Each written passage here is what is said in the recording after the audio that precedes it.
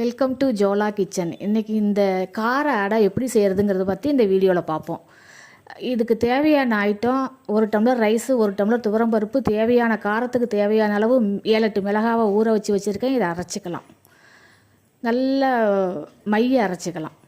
இப்போ தேங்காய் துருவி வச்சுருக்கேன், முருங்கைக்கீரை கொஞ்சோண்டு உருவி வச்சுருக்கேன், வெங்காயம், சோம்பு, இஞ்சி, கருவேப்பிலை எல்லாம் ரெடி பண்ணி வச்சுருக்கேன். இதை 1 by 1 போட்டு வதக்கிக்கலாம்.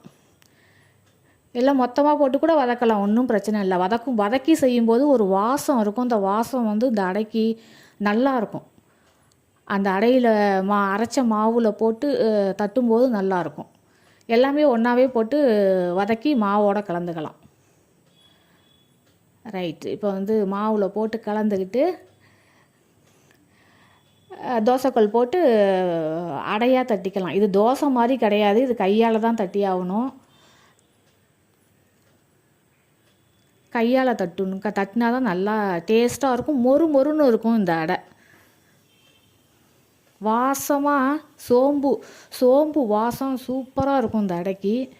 நல்லா மொறுன்னு நல்லா இருக்கும். நல்லெண்ணெயை கொஞ்சம் தாராளமாகவே விட்டு செஞ்சிட்டிங்கன்னா அருமையாக இருக்கும். இதுக்கு வேர்கடலை சட்னி தான் சூப்பராக இருக்கும். இப்போ பார்ப்போம். அடுத்தது தேவையான அளவு கொஞ்சம் நல்லெண்ணெய் விட்டுக்கலாம். நல்லெண்ணெய் கொஞ்சம் தாராளமாகவே விட்டுக்கலாம்.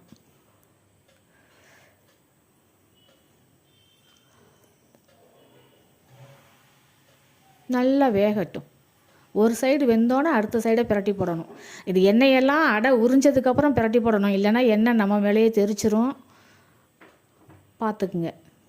பிரட்டி போட்டதுக்கப்புறம் 2 ஸ்பூன் எண்ணெய் ஊற்றிக்கலாம்.